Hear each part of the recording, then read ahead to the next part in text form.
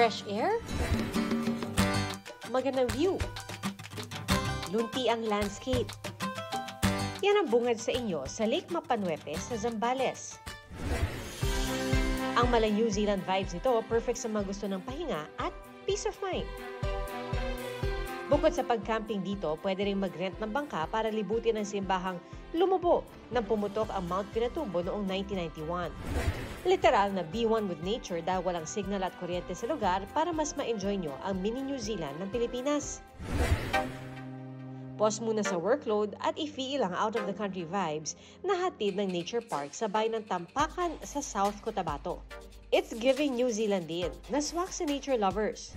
Papasok pa lang sa park, bubungad na sa'yo ang ganda ng paligid. Bukod sa picture-perfect scenery ng lugar, maganda rin itong atraksyon at pahingahan ng mga pamilya o magkakaibigan. Kung gusto nyo ma-relax from the toxic na environment or yung pollution from the city, this is the best place to visit. Is it Philippines kung walang lumpiang Shanghai? Pero wag ka dahil may kakaibang fusion ng paborito nating pagkain sa bayan ng Calasiao sa Pangasinan, ang ulam na munggot galunggong. Ginawang merienda ng dalawang agriculture at agribusiness student na sina Ronric Domondon at Allen Angelo Repolyo. Get ready for galunggong with munggo Shanghai. Para magawa ito, kailangan nyo lang ng sibuyas, bawang, carrots, papaya at munggo. Ihalo ang mga ito sa hinimay na galunggong at ilagay sa lumpia wrapper. Nandun po yung lasa ng ingredients which is munggo and yung carrots. Ito po ay para sa akin naging masustansya. Masarap po siya, medyo manamis-namis. Patok nga ang Shanghai ng dalawa, kaya naman hinihikayat nila ang mga kabataang subukan ang backyard gardening dahil healthy na, kumikita ka pa. Breathtaking sunset, Instagrammable tambayan at food trip destination, lahat ng yan libreng ma-enjoy sa Sunset Park sa Minalin, Pampanga. Dati itong dike na ginawang all-in-one pasyalan. Tsak na picture perfect ang tulay na puno ng pailaw habang nagkukulay kahel ang langit. At tulad ng Love Lux sa South Korea, pwede mo ring selyuhan ang forever love sa pagkandado ng Love Lux sa railing ng tulay. Busugin ang tiyan sa dami ng pagkain at inumin. Maganda po, nakakapag ng family bonding. Maganda kasi tinaw naman pagdaan mo dito, maraming pagkain, tapos nature. Bukas ang parke mula alas 5 ng hapon hanggang alas 10 ng gabi. Simpleng garahe ang bubungad sa inyo papasok sa cafe and restaurant na ito sa Pagray Hills, Barangay Mayamot, Antipolo. Pero hindi ka raw mayayamot dahil pagpasok mo, gagaan agad ang inyong pakiramdam sa ganda ng view at dami ng puno. Overlooking view ng buong city of Metro Manila. Talagang halos 360 degrees siya.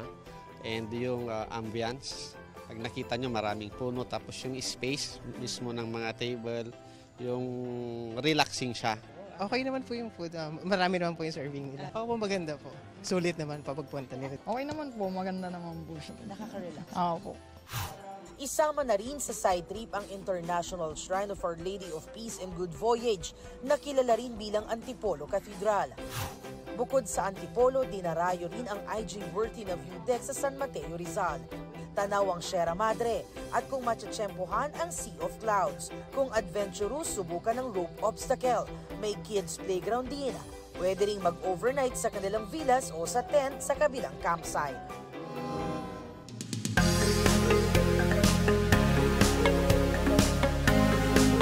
Sa usapang sabaw, ano ang mas nangingibabaw? Sinigang o bulalo?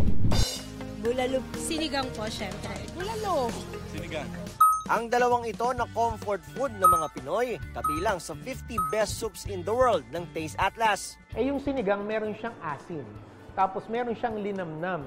Kaya nakakatuwa na kapag kinain natin, hinigop natin yung sabaw ng sinigang, ginaganahan tayo. Bukod sa asim, bentahin ng sinigang ang tamis at alat nito. Kompletos recados. Kung titignan natin napakasimpleng lutuin, di ba? Pero complex yung taste. Almost lahat ng protein pwedeng gamitin. Almost lahat ng gulay pwedeng gamitin. Sa isang food stall sa Pasig City, gabi-gabing blockbuster ang kanilang sinigang. May pinares sa pares. Presenting their sinigang pares. Putok-batok overload dahil pinagsama ang beef at lechon kawali. Kinuha ko yung concept nung pares. Kumbaga yung cut ng meat, yung kung paano sineserve yung pares. So, oh wait, baka magselos ang Team Bulalo. Yung word na bulalo, buto ng bakan. Ang proper na term or proper na tawag talaga natin dapat nilagang bulalo ng baka. At ang bulalong lasang Tagaytay, no need ng dayuhin sa Cavite. Meron yan sa pwestong ito sa Tondo, Maynila. Binabalik-balikan talaga nila yung fresh na meat namin tapos yung masarap na sabaw. Pinapakuluan namin siya gamit yung mga buto para mas malasa talaga. Ano man ang piliin, pagdating sa sabaw, ang sinigang at bulalo, talagang panalo.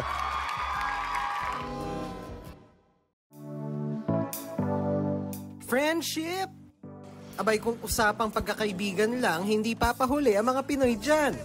Sa survey nga ng Global Expat Network na internations.org, pumapangalawa ang Pilipinas sa mga bansang pinakamadaling magkaroon ng mga kaibigan. Sa listahan ng local friendliness, pang-apat ang Pilipinas. Sa katunayan, 2 sa kada 5 expat o dayuhang naninirahan dito ang may kaibigang Pinoy. 4 sa kada 5 sumagot sa survey ang nagsabing na feel nilang welcome at at home sa Pilipinas. 69% ng respondents ang nagsabing hindi mahirap kumonek sa mga Pilipino. Kaya hindi katakatakang 58% ng mga expats sa Pilipinas ang gustong manirahan dito forever. Paliwanag ng isang sociologist na katulong sa friendly image ng mga Pinoy ang pagsasalita ng Ingles. May malaking papel din ang konsepto ng kapwa o pagtrato sa iba na hindi kaiba sa atin. Kapwa, it's a psychological concept. When you invite them to your home, you treat them the way that you would want to be treated yourself when you go to another house. Pero hindi raw porket sinabing ang mga Pilipino ay tunay na isang kaibigan, pwede na tayong kaya-kayanin. Kasi hindi naman dapat na pag sinabing friendly ang mga Pilipino, yung mga expat, pwede silang pumunta dito, tapos i-expect nila na lagi silang i-accommodate. Kasi hindi naman yun healthy for us as a country.